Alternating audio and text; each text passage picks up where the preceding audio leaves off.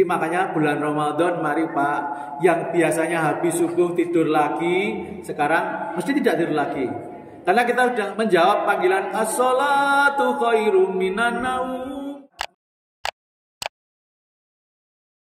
Ketika kita bertemu dengan Ramadan, salah satu spirit yang harus kita bangun, semangat yang kita bangun adalah semangat memperbaiki diri. Kalau panjenengan punya rumah sering direnovasi, punya kendaraan sering dibawa ke bengkel, kemudian apalagi kita punya badan, kita periksakan ke dokter. Sekarang juga yang perlu kita benahi akhlak kita. Karena bulan Ramadan itu salah satu fungsinya adalah bulan reparasi. Jadi bulan Ramadan itu ada bulan rekreasi, bulan reparasi, dan bulan akselerasi. Yang akan saya bahas pada malam hari ini adalah bulan reparasi. Dalam sebuah hadis Rasulullah bersabda, ittaqillaha haitsuma kunta wa atbi sayyi'atal hasanata tamhuha wa khaliqin nasa bihulukin hasanin. Bertakwalah kamu kepada Allah dimanapun kamu berada, dan ikutilah yang buruk dengan yang baik, maka yang baik itu akan menutupi, dan pergaulilah manusia dengan pergaulan yang baik. Jadi orang yang bertakwa itu harus dimanapun. Salah satu indikasinya, tandanya adalah orang yang bertakwa itu selalu memperbaiki diri.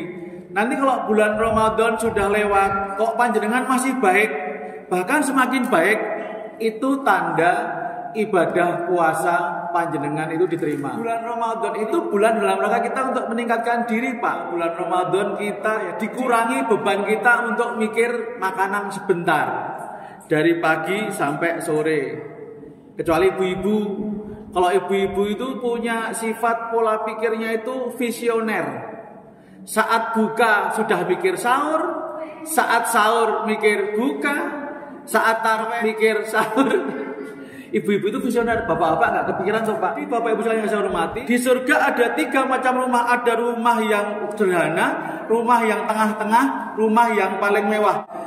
Dalam sebuah hadis riwayat Abu Dawud, Rasulullah bersabda, ana zaimun bi baitin fi robatil jannah liman tarakal miraa wa in kana muhiqon wa bi baitin fi ausatil jannah liman tarakal kadhiba wa in kana mazihan wa bi baitin fi a'lal jannah liman hasana khuluquhu. Panjenengan semua sudah mengikrarkan akan kita reuni di rumah di surga yang paling mewah. Berarti mulai sekarang kita mulai pesan tiket amalan panjenengan sendiri. Rasulullah bersabda, aku berjanji, bersumpah, seorang hamba akan dibangunkan rumah di surga yang paling sederhana bagi orang yang meninggalkan pengeyelan. Dan pengeyelan bahasa Indonesia apa Pak Dokter?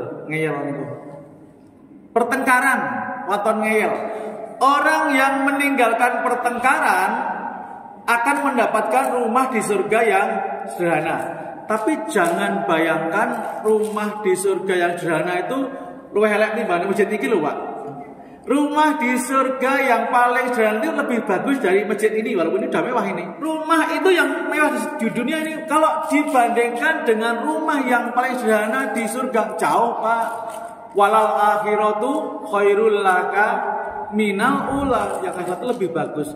Yang kedua, Allah akan membangunkan rumah di surga yang tengah-tengah, medium, bagi orang yang meninggalkan kebohongan. Jadi kalau orang yang suka bohong itu gak akan dapat rumah di surga yang tengah, Pak. Yang terakhir, rumah yang paling mewah, yang insya Allah besok kita akan reuni, kita itu akan dibangunkan di rumah di surga yang paling mewah bagi orang yang selalu memperbaiki akhlaknya. Jadi makanya bulan Ramadan, mari Pak, yang biasanya habis subuh tidur lagi, sekarang mesti tidak tidur lagi.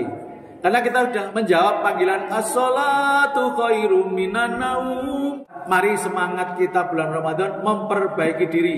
Sunnah yang belum kita lakukan, kita lakukan. Baca Al-Quran hanya 5 ayat, ya dari 10 lah.